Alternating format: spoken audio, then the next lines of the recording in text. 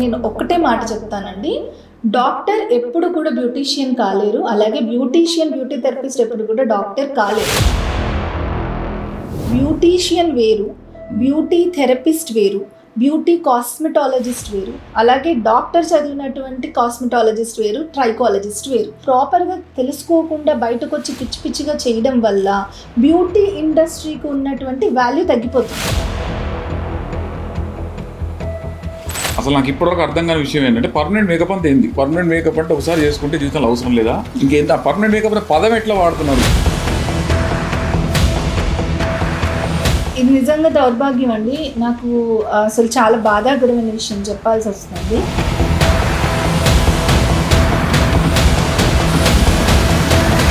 మీరు ఏదైతే beauty clinics ఇప్పుడు కొత్తగా వెలుస్తున్నాయో, చాలా కుప్పలు తెప్పలుగా వస్తున్నాయో, గల్లీకి ఒకటి వస్తున్నాయో, వీళ్ళకు డర్మటాలజీతో కానీ మెడికల్ కాస్మెటాలజీతో అసలు అవసరమే లేదంటారా? మెడికల్ కాలేజ్ని, మెడికల్ యూనివర్సిటీని మెడికల్ షాప్ అతను పెట్టేసి అతనే డాక్టర్స్ని తయారు చేస్తే బయటకు వచ్చిన డాక్టర్స్ ఎలా ఉంటారు? బ్యూటీ ఇండస్ట్రీ ప్రస్తుతం ఆ విధంగా ఉంది.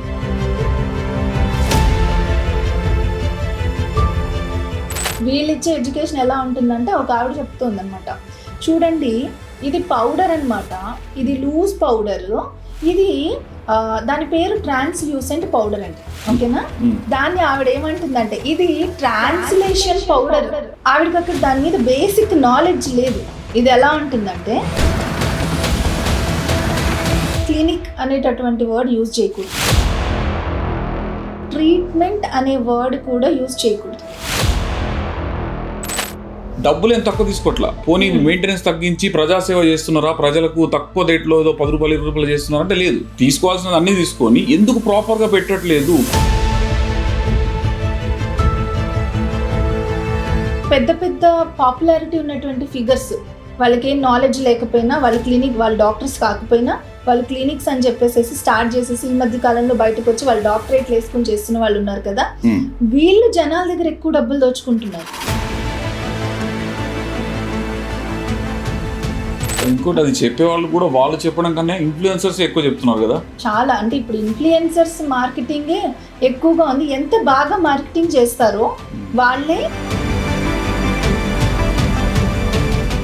ఇప్పుడు వచ్చిన పనికి మాలిన ఫేస్బుక్, ఇన్స్టాగ్రామ్ యూనివర్సిటీల్లో వచ్చేటటువంటి పనికి మాలిన అడ్వర్టైజ్మెంట్స్ ఏవైతే ఉన్నాయో, మీ పేరు ముందు డాక్టర్ కావాలా అయితే మాకు కాల్ చేయండి,